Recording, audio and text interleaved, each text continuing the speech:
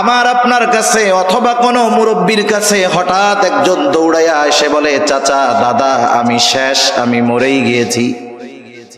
বলেন তো, যে এসে বলতেছে আমি মরে গিয়েছি, আমি শেষ, ও কি মরে গেছে নাকি বেঁচে আছে?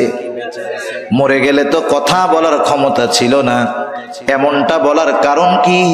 কারণ হলো আসন্ন বিপদের ভয়াবহতা অনুধাবন করে সে বুঝতে পেরেছে, এই বিপদে যদি পতিত হয়, এই বিপদ যদি আমার উপরে পড়ে, আমার বাঁচার আর কোনো উপায় নাই। যেহেতু একদিকে সমুদ্র, তিন দিকে ফেরাউন তার বাহিনী নিয়ে ঘিরে ধরছে, ধরা খাওয়া ছাড়া উপায় নাই। এই জন্য মূসা আলাইহিস সালামের সাথীরা বলতেছে, ইন্না লামুদরাকুন, মূসা আমরা ধরা পড়ে গেছি। মূসা আলাইহিস সালাম হলেন বনি ইসরাইলদের নেতা। বাস্তবতা হলো প্রত্যেকটা নবী হলেন তার উম্মতের আসল নেতা। মূসা আলাইহিস সালাম বনি ইসরাইলদের নেতা, আর উম্মতে মুহাম্মাদির নেতা হলেন মুহাম্মাদুর রাসূলুল্লাহ। এই নেতৃত্ব যদি কেউ না মেনে নেয়, তাহলে আখিরাতে বাঁচার আর কোনো উপায় নাই। নেতার কাজ কি? নেতার কাজ হলো যখন তার অনুসারীরা কোনো মুসিবতে পড়ে, বিপদে পড়ে, নেতা তার বলিষ্ঠ কণ্ঠে বক্তব্য দিয়ে তার অনুসারী, তার কর্মীদেরকে পথ নির্দেশনা দেন, সান্ত্বনা দেন।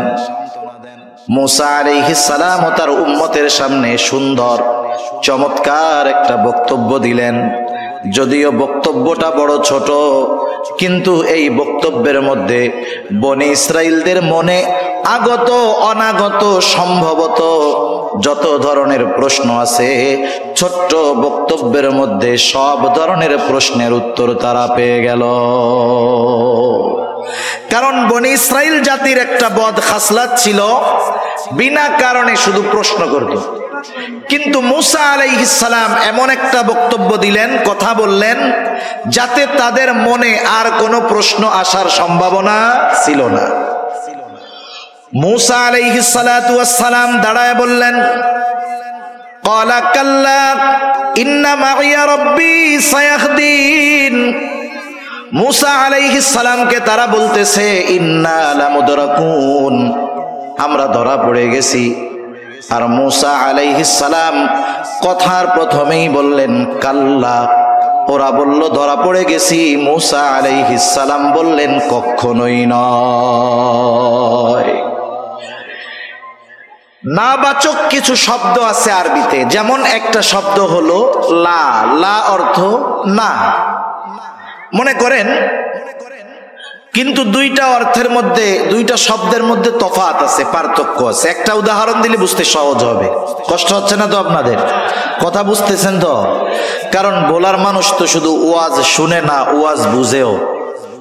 কিছু এলাকায় আছে শুধু ওয়াজ শুনবে। আপনি যদি কোরআন হাদিস দিয়া কথা বলেন, কোরআন সুন্নাহ দিয়ে কথা বলেন, একটু পরে বলবে হুজুর মাঝে মধ্যে একটু সঙ্গীত কইয়েন, মাঝে মধ্যে একটু তাকবীর দিয়েন। দেখা যাবে এই কারণে ওই সব অঞ্চলের মুফাসসির, বড় মুফাসসির হলো সে 1 ঘন্টা বয়ানে 9টা সঙ্গীত বলতে পারবে, যে সে হলো ওই সব অঞ্চলের বড় মুফাসসির। তা বলার মানুষ ওয়াজ বুঝে, কারণ বুঝের মধ্যে একটা মজা আছে। যেই জিনিসটা বোঝা যায় ওই জিনিসটা হৃদয়ের মধ্যে থাকে বেশি দিন, ঠিক কিনা বলেন?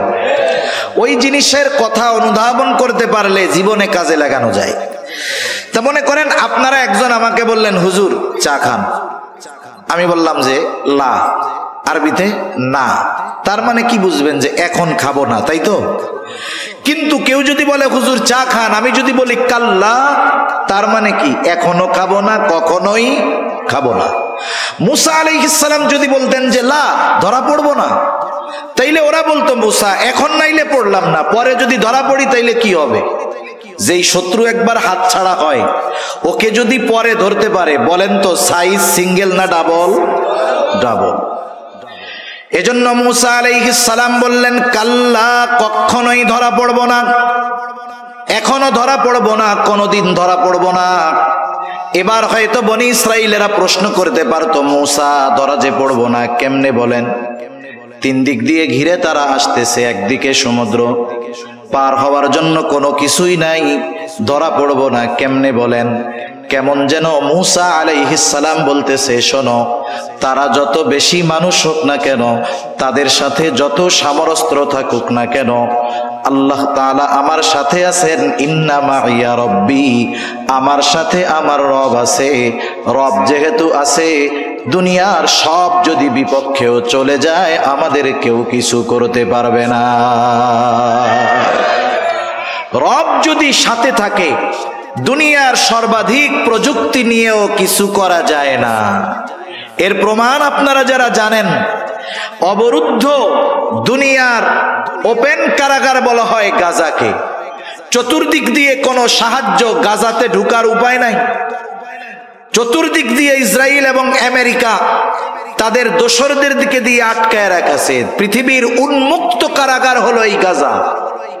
পৃথিবীর সর্বাধুনিক প্রযুক্তি সমরাস্ত্র ব্যবহার করে ইসরায়েল।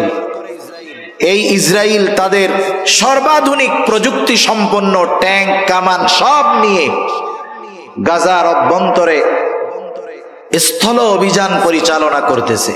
বাস্তবতা হলো, গোটা দুনিয়ার সব মেইন স্ট্রিম মিডিয়াগুলোর পরিচালনার দায়িত্বে মোড়ল আছে ইহুদি খ্রিস্টানেরা, যার কারণে গাজার বাস্তব খবর আমরা পাই না। এরপরেও যতটুকু আমরা শুনি, যতটুকু আমরা দেখি, যতটুকু আমরা জানি, এই স্থল অভিযানে ইসরায়েল সহ ইসরায়েলের পক্ষ অবলম্বনকারী গোটা দুনিয়ার সব কুফরি শক্তির চূড়ান্ত পরাজয়ের আভাস পাওয়া যাচ্ছে। এজন্যই তো নেতানিয়াহু বলে, কৌশলগত কারণে আমরা যুদ্ধবিরতিতে যাচ্ছি। কৌশলগত কারণে যুদ্ধবিরতিতে যাচ্ছি, বিষয়টা এমন নয়। আমরা ছোটবেলায় যখন পড়ছি, হেফজখানায় যখন পড়তাম, আমাদের সময় কিন্তু খুব মায়ের ছিল। মায়ের ছিল কেন? আব্বা গিয়ে হুজুরের কাছে জীবনটাকে ওয়াকফ করে দিয়ে আসতো। বলতো যে, হুজুর এত কিছু বুঝি না, পোলা আমার, জান আপনার, মরার পরে লাশটা বাড়ি পাঠাইলে হবে। এই যদি বলে, তাইলে হুজুরের তো আর কোনো অসুবিধা নেই, ঠিক না? এখন মনে করেন, ওই সময় আমাদের মাঝে মধ্যে দুষ্টমির কারণে মার খাইতাম, মারতো হুজুরে। এখন বলেন, মায়ের খাওয়া বিষয়টা তো এরকম, ব্যথা লাগুক আর না লাগুক, মায়ের খাওয়াটাই তো লজ্জার বিষয়, ঠিক না? কিন্তু আমরা ছোটবেলা কি চিন্তা করতাম? মায়ের দিছে, চিন্তা করতাম মায়ের খাইছি তাতে কি, ব্যথা না পাইলে আর লজ্জা হবে না। মায়েরটা খেয়ে যখন আসছি, বন্ধুরা আসে, আমরা এসে কি বলতাম? মিয়া মায়ের দিছে তাতে কি, ব্যথা পাই নাই। কথা বুঝেন নাই? মনে করতাম যে ব্যথা না পাওয়ার সাথে লজ্জার সম্পৃক্ততা। বিষয়টা কিন্তু তা না। কথা হলো, মায়ের তো দিছে, আস্তে দিক আর জোরে দিক, মায়ের খাওয়াটা মূল কথা, ব্যথা পাওয়াটা বিষয় ছিল না। ছোটবেলায় আমরা মনে করতাম ব্যথা না পাইলে লজ্জা নাই। এজন্য বন্ধুরা যদি বলতো মায়ের তো খাইছস, কি বলতাম? ব্যথা পাই নাই মিয়া। ইসরায়েল মায়ের খাইয়া এখন বলতেছে যে কৌশলগত কারণে আমরা যুদ্ধবিরতিতে সম্মত হতে যাচ্ছি। আল্লাহু আকবার। 3.5 বিলিয়ন, $3.5 মিলিয়ন, 1 মিলিয়নে 10 লক্ষ, তাহলে $35 লক্ষ, বাংলাদেশি টাকায় 35 লক্ষ গুণ গতকালকের হিসাব 128। 35 লক্ষকে গুণ যদি দেওয়া হয় 128 দিয়ে, কত হবে আমার জানা নাই। একটা ট্যাঙ্ক বানাতে এই পরিমাণ টাকা তাদের খরচ হয়েছে। অথচ আল্লাহর বান্দারা 500, 700, 200, 300 এই ডলারের ছোট ছোট ক্ষেপণাস্ত্র দিয়ে, ওই বড় বড় সমরাস্ত্র দিয়ে যাদের ক্ষতি করার বলে কোনো অবস্থা নাই, ওই ধরনের বড় বড় ট্যাঙ্কগুলাকে $1000 কামান দিয়ে ছিন্ন বিচ্ছিন্ন করে দিচ্ছে। সুবহানাল্লাহ। শুধু তাই না, আজকের খবরে দেখলাম ওরা যে বোমগুলা মারে, হামাসের উপরে মারে, ওই বোমগুলোর কিছু ধ্বংসাবশেষ সংগ্রহ করে ওরা আবার ক্ষেপণাস্ত্র বানায়।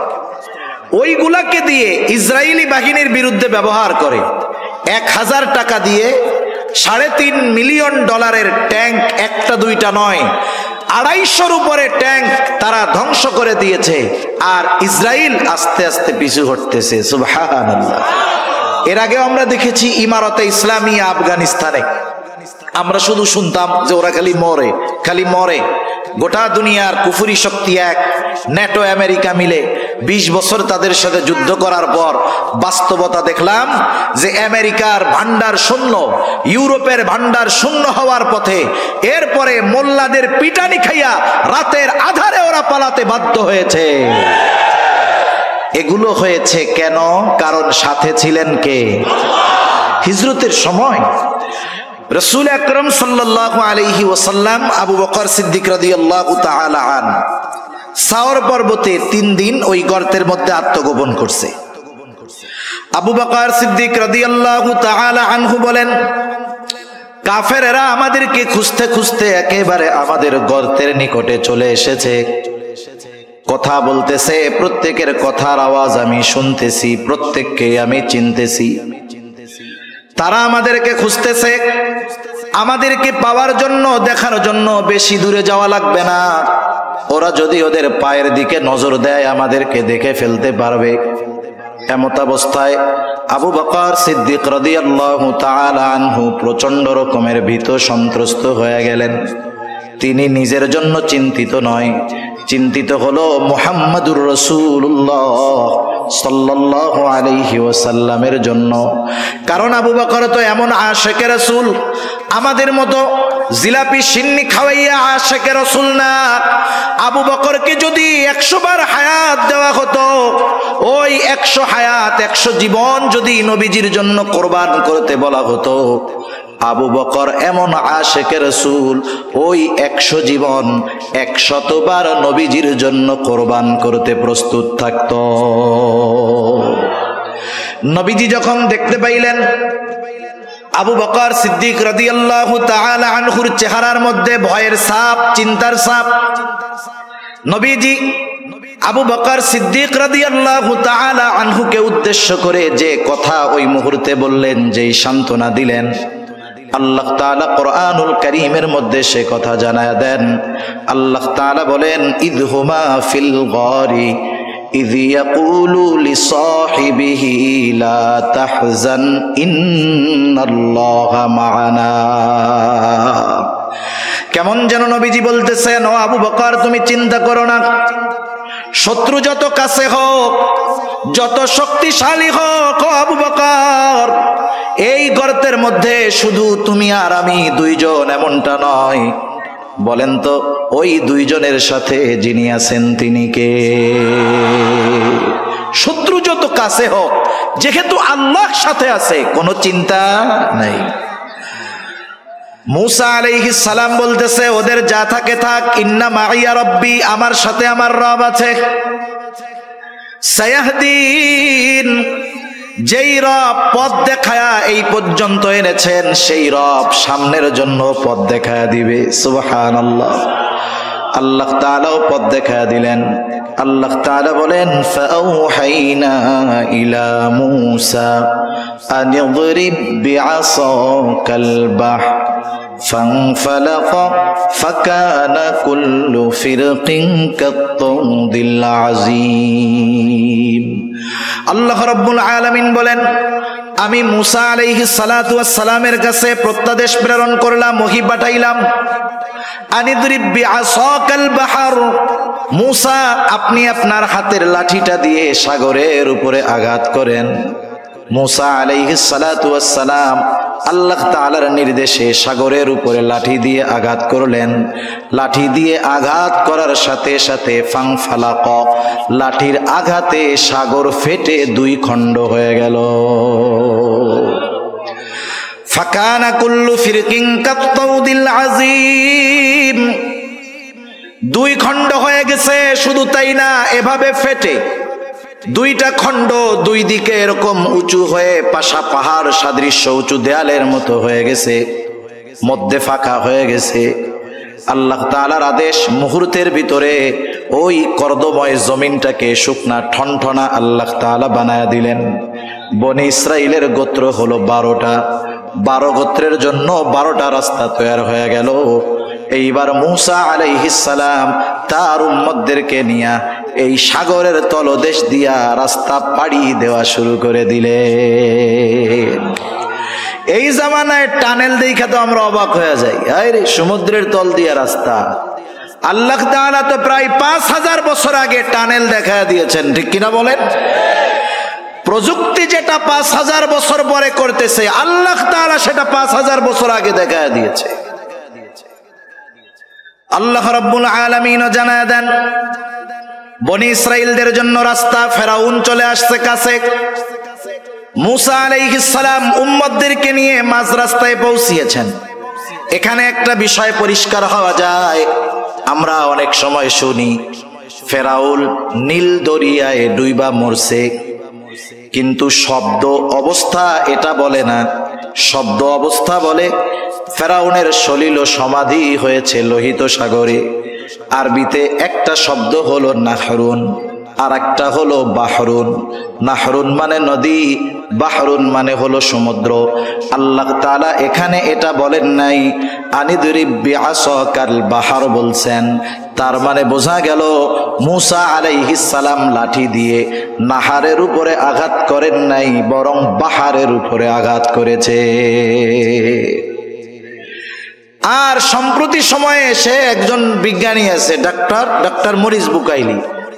উনি ফ্রান্সের একজন বড় ডাক্তার, আল্লাহর বান্দা, মুসলমান হয়েছে, মারাও গেছে। এই ডাক্তার মরিস বুকাইলি উনি ফেরাউনের এই দেহ নিয়ে গবেষণা করছে। গবেষণা করে উনি এই সিদ্ধান্তে উপনীত হয়েছেন যে ফেরাউনের দেহ অবশেষের সাথে কিছু লবণ পাওয়া গেছে। লবণ, নদীর পানিতে লবণ হয়, সমুদ্রের পানি লবণাক্ত, এজন্য ওটা দিয়ে লবণ হয়। আরো পারিপার্শ্বিক কিছু কারণকে সামনে রেখে কথা বলা যায় যে ফেরাউন পাড়ি দিয়েছে লোহিত সাগরে, ডুবে ফেরাউন মারা গেছে। তা যাই হোক, ফেরাউন এবার সাগরের পাড়ে আসছে। মুসা আলাইহিস সালাম উম্মতদেরকে নিয়ে মাঝ দরিয়ায় গেছে, মাঝ রাস্তায়। ফেরাউন আইসা দেখে যে রাস্তা তো রেডি। ফেরাউন কি আল্লাহ তাআলাকে চিনতো কি চিনতো না বলেন তো? ভালো মতো চিনতো।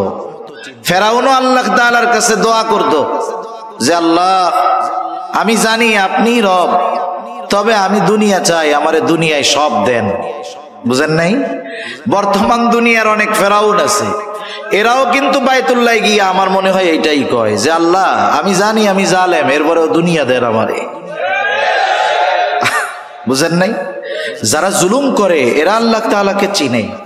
মক্কার কাফেররাও আল্লাহ তাআলাকে চিনত, চেনার পরে বিরোধিতা করত। ফেরাউন বুঝতে পারছে যে এই রাস্তায় আমার জন্য নিরাপদ নয়।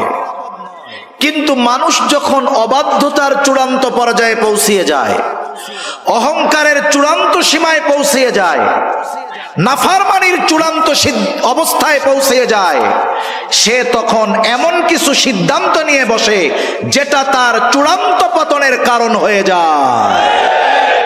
ফেরাউনও সীমা লঙ্ঘন করে ফেলছে। আল্লাহ তাআলা সেই কথা বলেন, وجاوزنا ببني إسرائيل البحر فأتبعهم فرعون بجنوده بغيا وعدوا। ফেরাউন তার সৈন্য সামন্ত সহ অহংকারের বশীভূত হয়ে বনি ইসরাইলদেরকে সমূলে নির্মূল করার লক্ষ্যে তার সৈন্যবাহিনী সহ তাদের পেছনে অনুসরণ করা শুরু করলো। মুসা আলাইহিস সালাম তার উম্মতদেরকে নিয়ে অপর প্রান্তে চলে গেছেন, আর ফেরাউন তার বাহিনী নিয়ে মাঝ রাস্তায় গিয়েছে। বলেন তো, এই সমুদ্রের রাস্তাটা কি সব সময়ের রাস্তা নাকি? মাঝে মধ্যে দেখবেন হাইওয়েতে যখন ব্রিজের কাজ হয়, রাস্তার কাজ চলতেছে, ব্রিজের কাজ যখন চলে, সাইড দিয়া আর একটা পার্শ্ব রাস্তা বানায় কি বানায় না? বলেন তো, যখন মূল রাস্তা ব্রিজ হয়ে গেল, পাকা হয়ে গেল, পার্শ্ব রাস্তার প্রয়োজন আছে? কেউ যদি এমপি সাহেবের কাছে গিয়ে বলে, এমপি সাহেব এক কাজ করেন, এই যে পার্শ্ব রাস্তা এটা তো এখন ব্যবহার হয় না, নষ্ট হয়ে যাচ্ছে, 5 লাখ বাজেট করেন, ওইটা আমরা ঠিক করি। এমপি সাহেব কি বলবে? এমপি সাহেব বলবে যে শোনো, ওইটা ঠিক করার তো দরকারই নাই, বরং ওই জায়গার যে মাটি আছে ওইটা কাইটা তুমি নিয়ে যাও, এতে আরো ঝামেলা যাবে। ঠিক কিনা বলেন? ছিল ব্যবহার শেষ, প্রয়োজন শেষ, ও রাস্তার আর কোনো দরকার নাই। আল্লাহ তাআলা রাস্তা বানিয়েছেন বনি ইসরাইলের জন্য। তাদের ব্যবহার যখন শেষ, রাস্তার প্রয়োজনও শেষ, ফেরাউন মাঝ রাস্তায় সৈন্য সামন্ত নিয়ে পৌঁছায়ছে। আল্লাহ তাআলা আদেশ দিলেন, পানি তুমি আগের অবস্থায় ফিরে যাও। কারণ আল্লাহ তাআলা হলেন এমন এক মহাপরাক্রমশালী সত্তা, তিনি যখন যা চান, যা ইচ্ছা করেন, শুধু বলেন হও, তৎক্ষণাৎ সেটা হয়ে যায়। আল্লাহ তাআলা বলেন, ইন্নামা আমরুহু ইযা আরাদা শাইআন আন ইয়াকুলা লাহু কুন ফায়াকুন। আল্লাহ তাআলা যা চান শুধু বলেন কুন হও, ফায়াকুন তৎক্ষণাৎ হয়ে যায়। এইবার ওই সমুদ্রের দুই দিকের পানি একসাথে যখন ফেরাউন আর তার সৈন্য সামন্তের উপরে পড়ছে, একজনেরও নিচের থেকে উপরে আসার সুযোগ হয় নাই, সবগুলা ওইখানেই শেষ। কিন্তু আল্লাহ তাআলা তো ফেরাউনকে এত সহজে ছেড়ে দিবেন না। জিবরাইল আলাইহিস সালাতু ওয়াস সালাম হাজির, সমুদ্রের তলদেশ থেকে এক টান দিয়া ফেরাউনকে উপরে নিয়ে আসছে। ফেরাউনকে উপরে নিয়ে আসছে একটা টান দিয়া। এইবার চুবনি চলতেছে, চুবনি। ফেরাউন বুঝতে পারছে আজকে ধরা পড়ে গেছি, আজকে আর আমার বাঁচার কোনো উপায় নাই। ফেরাউনকে চুবানো শুরু হয়ে গেছে। মূলত এটা হলো ফেরাউনের উপরে আল্লাহ তাআলার গজব। ফেরাউন যখন বুঝতে পেরেছে এতকাল আল্লাহ তাআলা ছাড় দিয়েছে, আজকে আর আল্লাহ তাআলা ছাড় দিবেন না, এইবার ফেরাউন ঈমান আনার ঘোষণা দিচ্ছে, ঈমান আনার ঘোষণা। ফেরাউন বলে, আমানতু আন্নাহু লা ইলাহা ইল্লাল্লাযী আমানাত বিহি বানু ইসরাঈল ওয়া আনা মিনাল মুসলিমিন।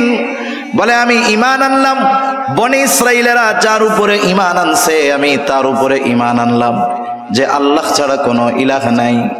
মনে রাখতে হবে, যখন কোনো জাতির উপর গজব আসে, গজব চলে আসলে, আযাব চলে আসলে তাওবা কবুল হয় না, ঈমান কবুল হয় না।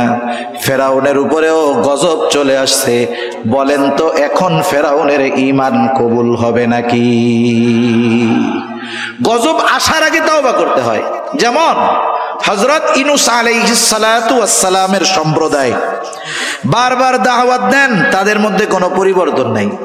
ইউনূস আলাইহিস সালামের সম্প্রদায়ের একটা অভ্যাস ছিল, তারা প্রতিদিন সকালবেলায় গোসল করে খাওয়া দাওয়া করে দিনের শুরুর কাজ ছিল ইউনূস আলাইহিস সালামকে কষ্ট দেওয়া। প্রতিদিন সকালে গিয়ে প্রথমে এই কাজ তারা করত, এটা না করলে তাদের দিন ভালো যাইত না। তাই ইউনূস আলাইহিস সালামকে আল্লাহ তাআলা জানায় দিলেন যে আপনার এই জাতির অবাধ্যতা চূড়ান্ত সীমায় পৌঁছে গিয়েছে, 3 দিন পরে এদের উপরে গজব আসবে। ইউনূস আলাইহিস সালাম বললেন, অবস্থা কিন্তু এই, 3 দিন পরে কিন্তু গজব আসবে। ওনার কওম আরো অবাধ্যতা বাড়ায় দিছে। 1 দিন গেছে, অবস্থা যা তাই। 2 দিন গেছে, অবস্থা যা তাই। পরের দিন গজব আসবে। ইউনূস আলাইহিস সালাম চিন্তা করলেন যে অতীতের নজির হলো আল্লাহ তাআলা যখন কোথাও কোনো গজব দেন তখন ওই নবীকে ওই গজবের এলাকায় রাখেন না, ওখান থেকে সরায় নিয়ে যান। তা অতীতে যেহেতু সব নবীকে আল্লাহ তাআলা চলে যাইতে বলছেন, নিয়ে গেছেন, আমাকেও তো যাইতে বলবে, সুতরাং আমি চলেই যাই। ইউনূস আলাইহিস সালাম আল্লাহ তাআলার পক্ষ থেকে নির্দেশ আসার আগে নিজে ইজতিহাদ করে উনি চলে গেছেন। যাই হোক, ওই রাত্রে এলাকা ছেড়ে উনি চলে গেছেন। পরের দিন সকালবেলা, যেদিন গজব হবে, গজব আসবে, ইউনূস আলাইহিস সালামের সম্প্রদায় সকালবেলা খাওয়া দাওয়া খায়া গোসল টোসল করে ইউনূস আলাইহিস সালামের বাড়িতে আসছে। আইসা দেখে দরজা লাগানো, ইউনূস আলাইহিস সালাম নাই। এতকাল এত জুলুম অত্যাচার করেছে ইউনূস আলাইহিস সালাম, কোনোদিন এলাকা ছাড়ে নাই, আজকে নাই। ওদের মনের ভিতরে একটু খটকা লাগছে। আশেপাশে লোক পাঠাইছে, কোথাও ইউনূস আলাইহিস সালামের কোনো খবর নাই। এইবার ওদের মনের মধ্যে ভয় ঢুকে গেছে, হায় রে, এতকাল ইউনূসকে আমরা এত কষ্ট দিয়েছি, ইউনূস কখনো যায় নাই, তাহলে সত্যই মনে হয় গজব আসবে। এরা সবাই একত্রিত হইছে, আল্লাহ তাআলার কাছে ক্ষমা চাইছে, তাওবা করছে, ঈমান আনছে। যেই গজব আসার কথা ছিল, গজব আসার আগে ঈমান আনার কারণে আল্লাহ তাআলা তাদের উপর থেকে গজবকে উঠায় নিয়েছে। সুবহানাল্লাহ। আর ফেরাউন গজব আসার পরে ঈমান আনছে, ঈমান কবুল হবে না।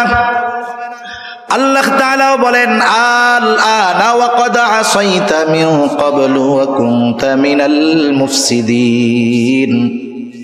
এখন তুমি ঈমান আনার ঘোষণা দিচ্ছ, অথচ ইতিপূর্বে জমিনে বিশৃঙ্খলা সৃষ্টি করেছ। তোমার ঈমান এখন তো কবুল হবে না, তবে তুমি তো মরবাই। তবে শুনে নাও, ফালইয়াউমা নুনাজ্জিকা বিবাদানিকা লিতাকুনা লিমান খালফাকা আয়া। আমি আজকে তোমার দেহকে সংরক্ষণ করব, যাতে করে তুমি তোমার পরবর্তীদের জন্য নিদর্শন হও।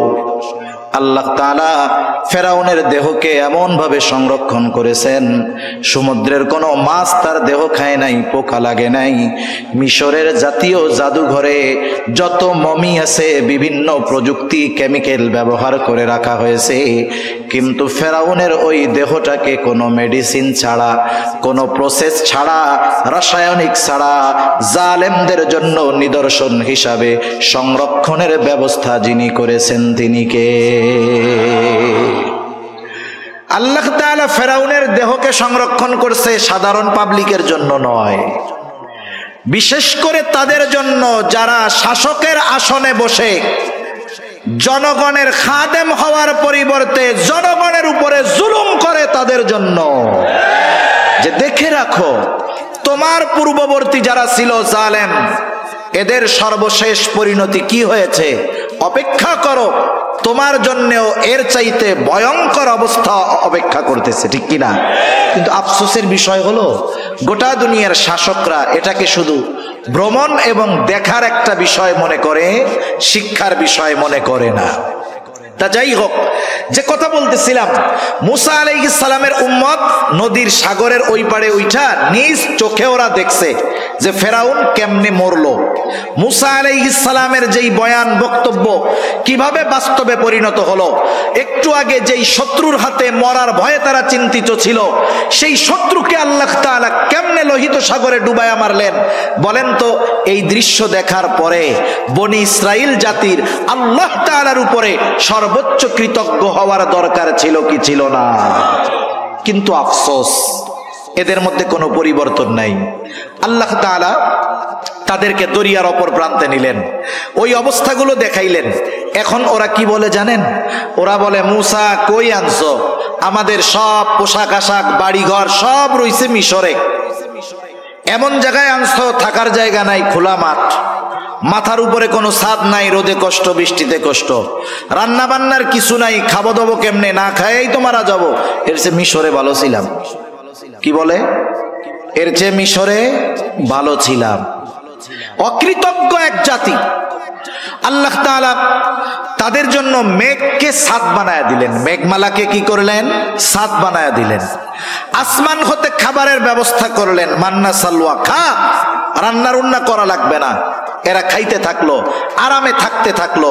কিন্তু আল্লাহ তাআলা মিশর থেকে তাদেরকে দরিয়া পাড়ি দিয়ে এপারে আনার উদ্দেশ্য যে ফিলিস্তিনের ওই তাদের আদি পিতৃভূমি আল্লাহ তাআলা তাদের হাতে তুলে দিবেন, এটা আল্লাহ তাআলার ইচ্ছা। তবে ওই সময় ফিলিস্তিনে জেরুজালেমে শাসন করত এক গোত্র, তাদের নাম হলো আমালিকা। এরা সম্ভবত আদ গোত্রের পূর্বসূরি ছিল আর কি। দেহের গঠন ছিল বিশাল আকৃতির। এরা খুব বীর বাহাদুর এক জাতি ছিল। হযরত মুসা আলাইহিস সালাতু ওয়াস সালাম বনি ইসরাইলের 12 গোত্র থেকে 12 জন প্রতিনিধিকে পাঠাইলেন তাদের অবস্থা পর্যবেক্ষণের জন্য। এইবার ওই 12 জন যখন বনি ইসরাইলের ওই এলাকায়, আমালিকা গোত্রের ওই এলাকায় ঢুকছে, আমালিকা গোত্রের একজন লোক ওই 12 জনকে আটকায়া বাদশার কাছে নিয়ে গেছে। একজন 12 জনকে বাইন্দা বাদশার কাছে নিয়ে গেছে। এখন বলছে, তোমাদের আসার উদ্দেশ্য কি? বলছে যে এই ঘটনা। বাদশাহ অন্যান্য সবার লোকজন যারা, তাদের সাথে আলোচনা করে বলছে এদেরকে ছাইড়া দেন। ছেড়ে দিলে ওরা ওদের গোত্রের কাছে গিয়ে যখন আমাদের এই শক্তির কথা বলবে, ওরা স্বপ্নেও জেরুজালেমে আসার কথা চিন্তা করবে না। এ চিন্তা করে বাদশাহ 12 জনকে ছেড়ে দিছে। মুসা আলাইহিস সালামের কাছে এরা গিয়ে বলতেছে, কাহিনী তো এই, এলাকা তো খুব সুন্দর, সুজলা সুফলা, শস্য শ্যামলা, কিন্তু অবস্থা হলো তারা এমন এক জাতি যাদের সাথে যুদ্ধে জয়ী হওয়া আমাদের জন্য সম্ভব না। মুসা আলাইহিস সালাম এই 12 জন প্রতিনিধিকে বললেন যে তোমরা তোমাদের গোত্রের লোকদের কাছে গিয়ে বলবা যে খুব সুন্দর দেশ, তবে তারা যে এক বীর বাহাদুর জাতি এটা তোমরা কারো কাছে বলবা না। কিন্তু আফসোস 2 জন ছাড়া বাকি 10 জন তাদের গোত্রের লোকদের কাছে গিয়ে বলল, শোনো, দেশ কিন্তু সুন্দর, কিন্তু ওই দেশের লোকজন এইরকম, আমরা 12 জন গেছি, একজনেই 12 জনের প্যাকেট করে ফেলছে। একটু আগে তো ওরাও রাজি ছিল ওই দেশে যাওয়ার, যখন শুনছে কাহিনী এইরকম, ওরা এবার গো ধইরা বসছে যে আমরা এই যুদ্ধে যাব না, আমাদের ওই দেশে যাওয়ার দরকার নাই, আমাদের মিশরই ভালো।